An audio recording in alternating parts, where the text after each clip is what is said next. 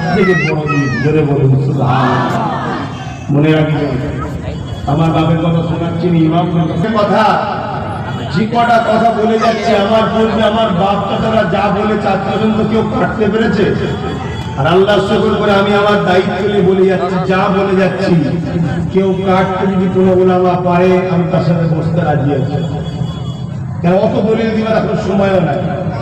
দলিল দিতে গেলে কিতাব নিয়ে এসতে হবে, নিয়ে খুলে খুলে দেখাতে হবে, ঠিক না বেশি? কিন্তু মোহাম্মদ ওলারা বসে আছে, এদের কাছে আবার দলিল দিচ্ছে, এদের ঈমান পুক্ত করার জন্য বলে যাচ্ছি। সব থেকে শ্রেষ্ঠ ঈদ হলো ঈদে মওলিদুন নবী সাল্লাল্লাহু আলাইহি ওয়াসাল্লাম। জোরে বলুন সুবহানাল্লাহ। আমরা যে দুই ঈদ করি, ওই দুই ঈদের থেকেও বড় ঈদ হলো শুক্রবার জুম্মার দিন। জোরে বলুন সুবহানাল্লাহ। আল্লাহ নবী বলেছেন হাদিস পাক, ওই দিনটা হলো ঈদুল ফিতর, ঈদুল আযহা থেকেও বড় হলো শুক্রবার জুম্মার দিনের ঈদ। জোরে বলুন সুবহানাল্লাহ। কথা মাথায় রাখছেন? অতএব তাহলে আমাদেরকে নতুন জামা কাপড় পরে যেমন ঈদুল আযহা ঈদুল ফিতর করি তাই করতে হবে। আর একটা জিনিস, দুই ঈদে ঈদুল আযহা ঈদুল ফিতরে আমরা দোকান খুলি, বলুন বলুন, ওই দিন ছুটি রাখি আমরা, তাই না? এই দিনটাকেও ছুটি রাখবে। যদি খুলতে হয়, যেমন দ্বিতীয় হাফে খোলেন না বিকালের পরে, ওই ঈদেও বেশিরভাগ মানুষ বিকালের পরে খোলে। এটাকেও দুপুরে খাওয়ার পর রেস্ট নিয়ে গিয়ে খুলবেন। কি গো, পারবেন না? পারবেন না? আরে সারা জীবন দোকান খুলে কি পেলাম? সেই তো ওই তরকারি, সুবা ডাল, আলু কা তরকারি হয়, ঠিক তো নাকি? নবীর প্রেম ভালোবাসায়, আল্লাহর ভরসা রেখে ইমানি ভালোবাসায় বন্ধ করুন, করে নবীর জশন করুন, আনন্দ করুন। কারণ আল্লাহ কোরআন বলেছে, আল্লাহ কোরআনে বলছে, লাইন শাকারতুম লাযীদান্নাকুম, তোমরা আমার শুকরিয়াকে, আমার নিয়ামত পেয়ে শুকরিয়া আদায় করো। শুকরিয়া আদায় করার অনেক কটা পন্থা আছে। একটা পন্থা হলো দিলে দিলে দিলে দিলে আপনি জানেন, আল্লাহ জানলো, কিন্তু আল্লাহ বলছে না, আমার কিছু এমন নিয়ামত আছে যেগুলোকে খুব বেশি বেশি করে প্রচার চর্চা করতে হবে। জোরে বলুন সুবহানাল্লাহ। সেটা হলো আমার রাসূলের পাক সাল্লাল্লাহু আলাইহি ওয়াসাল্লামের আহমদ। দুনিয়া যেন জানে, আমাদের পরের জেনারেশন যেন জানে, বাড়ি রবিউল আউয়াল কেন বাড়ি বাড়ি ঠান্ডা উঠছে, কেন বাড়ি বাড়ি লাইটিং হচ্ছে। দুনিয়া যেন জানে এই দিনে দোনো জাহানের সুলতান এসেছে। জোরে বলুন সুবহানাল্লাহ। তবে একটা কথা বলবো, আমার কিছু ভাইরা এই দিনকে কেন্দ্র করে ডিজে বক্স বাজাচ্ছে, এটা কিন্তু করবেন না, একদম কাফের হয়ে যেতে হবে। কেন আমার নবীর সামনে খেলা করলে বা কাফের হয়ে যেতে হবে। কথা মাথায় ঢুকছে? আপনি নাজ শরীফ তেলাওয়াত করুন, নাজ শরীফ চালান, কেরাত চালান, বা যেসব উলামারা নবীর আলোচনা করেছে, খুলে খুলে বয়ান করেছে, ওই সব আলোচনা বিভিন্ন জায়গায় বাজান। পথচারী জাতি ধর্ম বর্ণ নির্বিশেষে সবাই জানবে আজকে কে এসেছিল। আজকে এমন একজন এসেছিল, শুধু মুসলমানের নয়, প্রত্যেকটা মানুষের জন্য রাহমাতাল লিল আলামিন। জোরে বলুন সুবহানাল্লাহ। মানুষের জন্য নয়, এই জমিনের জন্য, আসমানের জন্য, শুধু জমিন আসমানের জন্য নয়, তামাম কায়নাতের জন্য, জান্নাতেরও জান্নাত, কাবারও কাবা, তিনি আজকে এসেছিলেন আল্লাহর বন্ধু মুহাম্মদুর রাসূল। জোরে বলুন সুবহানাল্লাহ। এটা সবাই শুনবে। আপনি ডিজে বক্স বাজাচ্ছেন, তাতে দুম দাম বুক বুক করে কি আওয়াজ হচ্ছে, কি বলছে, না আপনি বুঝছেন না জনগণ বুঝছে। কথা বুঝছেন? এগুলো আনন্দ করুন বা, কিন্তু আনন্দ করতে গিয়ে নবীর নজরে আপনি যেন নবীর দুশমন না হয়ে, এটা মাথায় রাখা দরকার আছে না? একদল লোক এই ঈদে মিলাদুন নবীর বিরোধী আছে না? যখন বিরোধী করছে আমরা কি আমরা শুনি? এজন্য বলে শুনি কি শুনি না? তখন তারাই প্ল্যান করে আমাদের ঘরে গোমরা করার জন্য ঈদে মিলাদুন নবীর নামে শরিয়াত বিরোধী বাড়াবাড়ি কাজ দিয়ে দিচ্ছে, যেগুলোকে নিয়ে আমরা ধ্বংস হয়ে যাচ্ছি। তাদের লক্ষ্যই তো রাসূল থেকে আমাদেরকে দূরে সরানো। অতএব আমরা কিভাবে করব? আল্লাহ নবী তাআলা এমন করে আলোচনা করতে লেগেছেন, ইয়া রাসূলুল্লাহ হাবিবাল্লাহ, দুনিয়ার মানুষ আপনাকে পরে দেখেছে, আমি আপনার ঘরের মানুষ, আমি আপনাকে আগে দেখেছি, আমি আপনার এলাকার মানুষকে এটাই শোনাতে লেগেছে, আপনি যখন শিশুবেলাতে এমন করে জমিনে শুয়ে থাকতেন বা দুর্গায় শুয়ে থাকতেন, কখনো খোলা আসমানের নিচে শুয়ে থাকতেন, পূর্ণিমার চাঁদ যখন উঠতো ওই চৌধুরী চাঁদের দিকে আপনি সাদা আগুনটাকে এইভাবে তুলে দিয়ে ওই আগুনকে দাঁড়াতেন, যেদিকে আপনার আগুনের ইশারা যেত। আমি আব্বাস আপনার চাচা নিজের চোখে দেখেছি, আকাশের চাঁদ সেদিকে সরে যেত, যেন মনে হয় আল্লাহ চাঁদকে আপনার জন্য খেলা বানিয়ে দিয়েছে।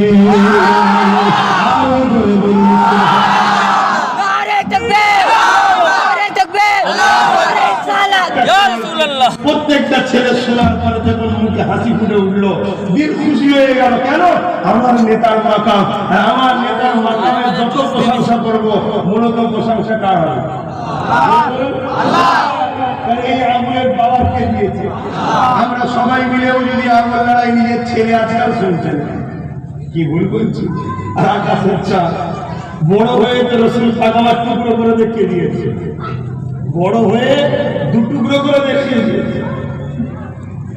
শুধু এটা নয়, আল্লাহ নবীর গুরমা হযরত হালিমার ঘরে আমার রাসূলুল্লাহ যখন ছিলেন, হযরত সুমাইয়া এবং রাসূল পাক সাল্লাল্লাহু আলাইহি ওয়াসাল্লামের দুশরে বোন ছিলেন।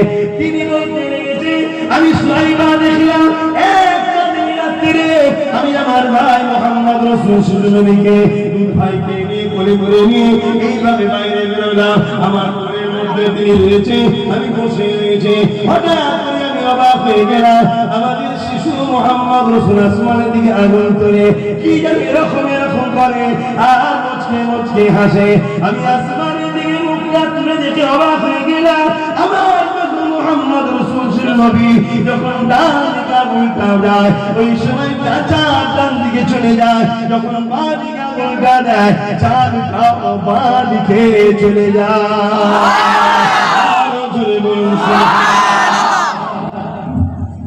এই তো আমাদের বাচ্চাগুলো শিখছে, আপনারাও শুনছে, ঈদ হচ্ছে, এই তো খুশি হচ্ছে। বা আহলে সুন্নাত ওয়াল জামাত থেকে আমি ছেলেদেরকে বলেছি, অনেক জায়গায় হয়, মেন অঞ্চলের একটা ভালো ভালো রোড দেখে, বাজার দেখে ছোট ছোট ক্যাম্প বসে, ক্যাম্পে বসে পানি দেয়, লোককে পথচারী মানুষ দেখা দেখে নিয়ে ভ্যান চালিয়ে আসছে, রিক্সা চলছে, মুসলিম কি অমুসলিম দেখান না কেন, আমার রসুল সবার কথা বুঝে আসছে না। এবার রসুল যেমন পানি সবার, যা পিপাসা লেগেছে পান করেছে, পিপাসা মিটেছে, রসুল সবার, যে ধরবে সে কামিয়াবি, যে ধরবে কামিয়াবি না, কিন্তু সবার কি কথা বুঝে আসছে। তাই সেই নবীর যখন মাওলিদের আলোচনা হবে, তাই বিষয় যখন আসবে, তাই কে কি দেখার দরকার নাই, সবাইকে দাও।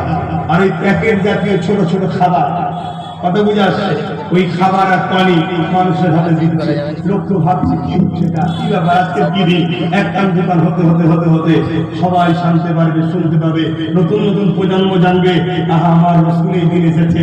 আল্লাহ ওটাই বলছে, আমার নিয়ামতে, আমার নিয়ামতের, আমার লাইন শাকারতুম লাযিদান্নাকুম, আমার নিয়ামতের তোমরা খুব চর্চা করো, জোরে বলুন সুবহানাল্লাহ।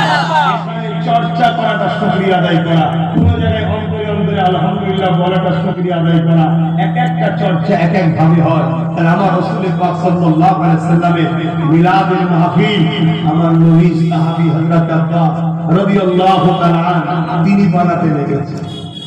শুধু তিনি বানিয়েছেন, আল্লাহ নবী স্বয়ং নিজে মদিনা নববী শরীফে মিম্বারে উঠে গেলেন। আল্লাহ নবী বলতে লেগেছে, আনা মুহাম্মদ রাসূলুল্লাহ, আমি মুহাম্মদ রাসূল, আমার আব্বা আব্দুল্লাহ, আমার দাদা আব্দুল মুতালিব। এইভাবে নিজের প্রশংসা তারিফ করতে লেগেছে, নিজের পরিচয় দিতে লেগেছে। এইভাবে পরিচয় দিতে দিতে রাসূল বলতে লেগেছে, এই বিশ্বের মানুষেরা, আমি মুহাম্মদ রাসূল তখন নবী ছিলাম যখন বাবা তারা মাটি শুয়ে নিয়েছিল। আমি রাসূলুল্লাহকে আল্লাহ দুনিয়ায় পাঠানোর সিলসিলা জারি করে দিল। আদম সাফিউল্লাহকে আল্লাহ তৈরি করলেন ওই কাদামাটির মধ্যে। আদম সাফিউল্লাহ রূহকে যখন দিতে লাগলো, আদম সাফিউল্লাহ রূহ যেতে লাগছে না। আল্লাহ পাক আমাকে এই সময় আপনার আদমের পোস্তে পিঠেতে এমন করে আমাকে রক্ষিত রেখে দিল। আমি আদমের পিঠে যখন চলে এলাম, ওই সময় আদমের রূহ তখন আদমের শরীরের মধ্যে চলে গেল। আমার নূরের সেই আদমের নূর দিবানা হয়ে গেল। আল্লাহ আদম নবীকে বলেছিল, হে ফেরেশতারা, হে ফেরেশতারা, আদমকে কিবলা বানিয়ে আদমকে তাজিম সম্মান করো। এমন করে সবাই সম্মান করলো, ইবলিস সম্মান করলো না। কেন সবাই সিজদা করলো, ইবলিস সিজদা করলো না? কেননা সমস্ত ফেরেশতারা ওই মাটির আদমের ভেতর দিয়ে নূরে মুহাম্মদ রাসূলকে দেখেছিল। আমার নূরে আশিক হয়ে তারা মাথা নত করে দিয়েছিল। ইবলিস দেখতে পেল না, তাই যে রাসূলকে চেনে বা দেখে সে রাসূলের মিলাদ বানায় নবীর দিওয়ানা হয়ে যায়। তাকে দুনিয়া অন্যদিকে আর টানতে পারে না। আর যার নজরটা ইবলিসের মতো হয়, সে নবী দেখতে পারে না, সিজদা করতে পারে না, সে কাফের বেঈমান হয়ে ধ্বংস হয়ে যায়। এই আদম নবী আলাইহিস সালামের মাধ্যমে তিনা সন্তান হযরত ঈসা আলাইহিস সালামের কাছে এই নূরে মুহাম্মদ রাসূল চলে এলো। এইভাবে এক একটা নবীর মাধ্যমে আস্তে আস্তে আস্তে হযরত ইব্রাহিম খলিলুল্লাহ চলে আসলো। ইব্রাহিম খলিলুল্লাহকে আগুনে যখন ফেলা হয়েছিল, আগুনের ক্ষমতা ছিল না, নূরে মুহাম্মদ যার কপালে রয়েছে তাকে পুরাতে পারবে। এই আল্লাহ বলেছে, শোনা তুমি বিয়াদবি করবি না, আমার বন্ধু রয়েছে। এটা হলো খোলাসা তাফসীর। এই জন্য ইব্রাহিম খলিলুল্লাহ থেকে হযরত ইসমাঈল জবিউল্লাহকে চলে এলো। ইসমাঈল জবিউল্লাহকে তরবারি জবাই করতে পারবে না, কেননা ইসমাঈল জবিউল্লাহ তখন নূরে মুজাসসিরে রাসূলুল্লাহ। ইসমাঈল জবিউল্লাহ তখন পেছিনাতে চলে এলো। অনেক বড় কথা, এইভাবে তক্কার পর তক্কা আস্তে আস্তে হযরত রাসূলুল্লাহ দাদা হযরত আব্দুল মুত্তালিবকে চলে আসলো। আব্দুল মুত্তালিবের পেছিনাতে যখন নূরে মুহাম্মদ রাসূল চলে এলো, দুনিয়ার মানুষ আব্দুল্লাহকে দেখে তাজিম করতে লাগলো, আব্দুল্লাহকে দেখে ভালোবাসতে লাগলো, আব্দুল মুত্তালিবকে দেখে প্যার করতে লাগলো। এমনকি মক্কার মানুষেরা আব্দুল মুত্তালিবকে তাদের সরদার পর্যন্ত বানিয়ে দিল। জায়গাটায় ফিরে আসছি না, অনেক বড় তক্কা আসতে গেলেই 2-4 দিন লেগে যাবে, তক্কাটা না লাগে। হযরত আব্দুল মুত্তালিব রাসূলুল্লাহর দাদা। আজকে আমাদের সমাজে একবার মুসলিম সুরাতে মুনাফিক ঘুরে বেড়ায়, যারা রাসূলুল্লাহর দাদা ছিল জগৎ বিখ্যাত একজন আল্লাহর ওলি। বলুন হযরত আব্দুল মুত্তালিব রাদিয়াল্লাহু তাআলা আনহু। জোরে বলুন সুবহানাল্লাহ। জগৎ নবী ধর্ম মানতেন, জোরে বলুন সুবহানাল্লাহ। ইব্রাহিম নবী কি ভুল ছিল? আমার নবী যেদিন বললো আনা মুহাম্মদ রাসূল, ওই দিন থেকে সমস্ত নবীর দাওয়াত বন্ধ হয়ে গেল, মুহাম্মদ রাসূলের মেসেজ চলছে। তার আগে পর্যন্ত কেউ ইব্রাহিম নবীর দিনে ছিল, কেউ মুসা নবীর দিনে ছিল, কেউ ঈসা নবীর দিনে ছিল, কথা বলে।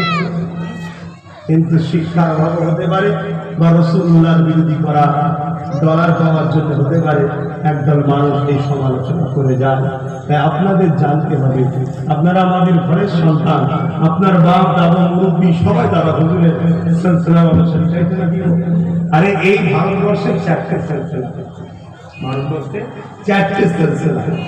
একটা হলো ফুরফুরা সিলসিলা, দ্বিতীয় দেওবন্দি সিলসিলা, তৃতীয় বেরেলি সিলসিলা, চতুর্থ জৌনপুরি সিলসিলা। এছাড়া কোন সিলসিলাই ভারতবর্ষে আজ থেকে 50-60 বছর আগে ছিল না। এখন আগাছা, এখানে দরবার, ওখানে দরবার, ওখানে দরবার, ব্যাঙে সাধারণত সব বাজারতে শুধুমাত্র $1,00,000 লোক উম্মত গুলোকে রাসূল থেকে সরাবো, কথা বুঝে আসছে। আর এই 4 সিলসিলার মুরব্বিদের আকীদা হলো আল্লাহর পরে সবথেকে সম্মানীয় হলো মুহাম্মদুর রাসূল। জোরে বলুন সুবহানাল্লাহ। এই 4 সিলসিলার মুরব্বিদের আকীদা হলো রাসূল পাক সাল্লাল্লাহু আলাইহি ওয়াসাল্লামের মিলাদ বানানো হলো বরকতময় কাজ। জোরে বলুন সুবহানাল্লাহ। এখন সব বেরোচ্ছে, তাহলে আপনারা আমাদের ভাই হন তো নাকি? আপনাদের জীবনে যদি গুনাহ করে মরেন, গুনাহ যদি থাকে, ঈমান যদি থাকে, একদিন না একদিন জান্নাত যেতে পারবেন। তো ঈমানের রাস্তাটা আপনাদেরকে দেখাতে হবে। কিন্তু আপনারা যদি ধরা না দেন বোঝাবো কি করে? ধরা তো দিতে হবে। এই যেমন রাসূলুল্লাহর আব্বা আম্মা সম্বন্ধে কেউ যদি নোংরা কথা বলে, বাজে কথা বলে, বলুন এটা আমার রাসূলকে কষ্ট দেবে না দেবে না? রাসূলকে কষ্ট দিলে ঈমান থাকে। আর তাদের সঙ্গে যদি আপনি বন্ধুত্ব করেন, নবী আপনার উপরে খুশি হবে না যাবে? তাহলে আপনাকে তো ভাবা দরকার না খারাপ কি বলতে শুনছেন। আসেন আমি আমার রাসূলুল্লাহ দাদার একটু কথা বলি, কিভাবে নূরে মুজাসসাম সন্তানটা বাড়িয়ে আল্লাহ 570 খ্রিস্টাব্দে আব্দুল্লাহ খলিলের মাধ্যমে আম্মা আমিনার পক্ষ থেকে দুনিয়ার মধ্যে এসেছিল। ওই নূরে মুজাসসামের সঙ্গে একটু গলা বলে যায়। হযরত আব্দুল মুত্তালিব বলতে লেগেছে, আমাকে সবাই সম্মান করতে লাগলো। এই যুবকেরা, তরুণেরা, বাবেরা, এমন সময় কাবার চর্চা পৃথিবীর জমিনে ছিল। ওই সময় একটা রাজা ছিল, যে রাজাটার নাম হলো এমন করে শাস্ত্রী বাহিনী বলে পরিচয়। সেই রাজা চেষ্টা করেছিল কাবাকে ধ্বংস করে দেবে। কি নাম রাজাটা? আব্রাহা। আব্রাহা বাদশাহ। কি নাম? আব্রাহা বাদশাহ। সে কাবাকে ধ্বংস করছে। কেন? সবাই কাবাকে ভালোবাসে, সে নিজে একটা কাবার নাই ঘর করতে গেছিল। তার ঘরে কেউ যায়নি, অনেক বড় কথা, তাই তার রাগ হয়েছে, কাবাকে ধ্বংস করেছে। এর আরো ব্যাখ্যা আছে, কথা বলতে গেলে 2-2.5 ঘন্টা লাগবে। বাদ যাচ্ছে বলে যেন সমালোচনা করবে, মূল জিসটা ধরাচ্ছি। যে ভাববেন হুজুর জানেন, ভাই আলহামদুলিল্লাহ, আল্লাহ যতটুকু জানি একটা শুকরিয়া, কিন্তু অনেক বেশি জেনে আবার ইবলিস না হয়ে যায়, এটা মাথায় রাখতে হবে। ইবলিস অনেক জেনেছিল, কিন্তু লাস্টে ধ্বংস হয়ে গেছে। ওই আব্রাহা বাদশাহ সৈন্য নিয়ে মক্কার পাশে কিছুটা দূরে তাবু করলো, মক্কার কাবাকে গিরিয়ে ভেঙে দেবে। ঝগড়া করতে গেলে একটা বাহানা দরকার, তাই কি করলো, মক্কার মানুষদের উট, দুম্বা, ঘোড়া সব চারিদিকে চোট, তো সেগুলোকে সব বন্দি করা শুরু করলো, যাতে করে একটা ঝগড়া হয়, পায়ের উপরে পা দিয়ে ঝগড়া করা। যেমন আমাদের দেশে পায়ের উপরে পা দিয়ে ঝগড়া করার চেষ্টা চলছে, দেখছেন না? বাইরে রাজ্যে কাজ করতে গেছে, মেরে পাঠিয়ে দিচ্ছে। কি আর ফিরিজে কি আছে, ঢুকে নিজে হামলা করছে, একদল বেরিয়েছে না? এটা শুধুমাত্র লক্ষ্য পায়ের উপরে পা দিয়ে ঝগড়া করা। আর এদের পিছনে হয় পাকিস্তান আছে, না হয় চীন আছে। কেন? এদের দ্বারা এই অশান্তি কেন করাতে চাইছে? যাতে করে আমরা মাথা গরম করি। মাথা গরম করলে ভুল বুঝাবুঝি হবে, ভুল বুঝাবুঝি হলে এই দেশের এই বিশাল শক্তি একতাটা টুকরো টুকরো হয়ে যাবে। কেউ ছেড়ে দেওয়ার বলবে না, এইটা একটা পরিকল্পনা। কিন্তু দুর্ভাগ্য, কি বলে, আব্রাহা বাদশাকে বললো, আরে আমি তোমার কাছে এসেছি কোন লড়াই টড়াই করার প্রস্তাব দিতে নয়, আমার 200 উটকে তোমার লোকেরা বন্দী করেছে, ওটা দিয়ে দাও, আমি চলে যাব। আব্রাহা বাদশাহ বলছে, কাবা তো তোমাদের সম্মান, ওটাকে ভেঙে দেখো, তুমি প্রতিরোধ করবে না? তখন হযরতে আব্দুল মুত্তালিব রাসূলুল্লাহর দাদা বলছেন, শোনো, যার ঘর তিনি রক্ষা করার জন্য যথেষ্ট। জোরে বলুন সুবহানাল্লাহ। কথা বুঝে আসছে? আমার উটটা দিয়ে বাবা আমি চলে যাচ্ছি। উটটা দিতে বলে দিল, কিন্তু বাদশা ভাবছে এরা পিছনে ষড়যন্ত্র করতে পারে, একটু ভয় দেখিয়ে দিয়ে কি করতে হবে, সৈন্যদেরকে বলে, যাও আমার সৈন্যগুলো একটু ঘুরিয়ে দেখিয়ে দাও, আমার সৈন্যগুলোকে একটু ঘুরিয়ে দেখিয়ে দাও, যাতে করে ক্ষমতা দেখে ভুল করি, পাপ করে ফেলি, কিন্তু আল্লাহ ছাড়া কাউকে সিজদা করি না। যদি বলুন সুবহানাল্লাহ। এত বড় নিয়ামত আমরা পেয়েছি এই দিনের ওসিলায়। তাই দেখুন, এই দিন আমাদের উচিত সুন্দর করে আনন্দ করা, তবে আনন্দ নিয়মে আনন্দ করতে হবে। আমরা বেজাতিদের যদি ফলো করি, অন্য ধর্মের মানুষকে ফলো করে যদি আমার ধর্মের উৎসবকে আনন্দ করতে যায়, হারাম হয়ে যাবে। আমাদের যে সিস্টেম, সেই সিস্টেমে করতে হবে। আমাদের যে তরিকা, অর্থাৎ সাহাবা হুজুররা যেভাবে করেছে সেভাবে করতে হবে। কথা বুঝে আসছে? আল্লাহ নবী, নূর নবী, দয়াল নবী, চাচা যান হযরত আব্বাস রাদিয়াল্লাহু তাআলা আনহু, জিনার নামে আমার নাম, জিনার নামকে অনুসরণ করে আমার বাপ মা আমার নাম রেখেছে।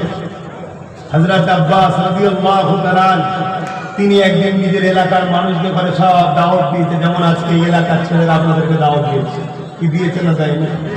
আসেন, আল্লাহর শ্রেষ্ঠ নিয়ামতের আলোচনা হবে, আসেন আল্লাহর রহমতের আলোচনা হবে, আসেন আল্লাহর পিয়ারা দোস্ত মুহাম্মদ রাসূলের আলোচনা হবে। আলোচনা করবে কে? রাসূলের গোলাম আসলাফ দাস সিদ্দিক। এই তো বলেছে নাকি? আরে অন্য ভাষায় বলেছে, এটাই হাকিকত। হযরত আব্বাস রাদিয়াল্লাহু তাআলা তিনি আমার রাসূল পাক সাল্লাল্লাহু আলাইহি ওয়াসাল্লামের আলোচনার জন্য, রাসূলের পুরো লাইফটাকে সিরাতুন নবী বলা হয়। দুনিয়ায় আগমন থেকে দুনিয়ায় পর্দা নেওয়া পর্যন্ত, আখিরাতের রাস্তায় যাওয়া পর্যন্ত ওরটাকে সিরাতুন নবী, নবীর জীবনী। আর নবী পাক সাল্লাল্লাহু আলাইহি ওয়াসাল্লামের শিশুবেলার আলোচনাটাকে বলা হয় মাউলুদুন নবীর মাহফিল, অর্থাৎ নবীর আগমনের আলোচনা। কিসের আলোচনা একটু বলুন? আগমনের আলোচনা। এই আলোচনার ফজিলত অনেক। হযরত আব্বাস নিচে পিছনে ছট করে দিয়েছে, বসে যান। এবার যারা মাননেওয়ালা নয় তারা হয়তো নাও আসতে পারে। যদি শোনার পরে দু চারটে মাননেওয়ালা থাকে তারা কমসে কম আদবওয়ালা হোক, কারণ বিয়াদব কখন আল্লাহর রহমত পাবে না। বিয়াদবের ঠিকানা শত শেষ, দুনিয়া থেকে বেঈমান হয়ে যায়, জাহান্নামে যায়। হাদিসের কথা বাবা। আজকে একটা ভালো দিন, আমার নবীর আগমনের দিন, আমাদের কাছে পৃথিবীর শ্রেষ্ঠ দিন। এই দিন না হলে কোনোদিনই আমরা পেতাম না, এই দিন না হলে কোরআনও পেতাম না, এই দিন না হলে রোজাও পেতাম না, এই দিন না হলে কাবা কিবলা হতো না, এই দিন না হলে আল্লাহকে চিনতে পারতাম না, এই দিন না হলে মা বাবাকে আদর সম্মান ভক্তি ভালোবাসা করতে জানতাম না, এই দিন না হলে ইনসাফ ইনসানিয়াত কি জিনিস জানতাম না, এই দিন না হলে জান্নাতের খবর পেতাম না, এই দিন না হলে আল্লাহকে রুকু সিজদা দিতে পারতাম না। সবকিছু এই দিনকে কেন্দ্র করে, এই দিনে যিনি এসেছেন তিনার ওসিলায় বাকি সবকিছু আল্লাহ আমাদের মিলিয়েছে। জোরে বলুন এমনকি আমরা আল্লাহ ভোলা হয়ে গেছিলাম। এই পৃথিবীর মানুষ নিজেদের রাজা সুলতান ব্যাপারে শ্রদ্ধা করত। কাইসার, কিসরা, বড় বড় সব সম্রাট, পৃথিবীর বিখ্যাত সম্রাট ছিল তারা, তাদেরকে মানুষ উপাসনা করত, শ্রদ্ধা করত।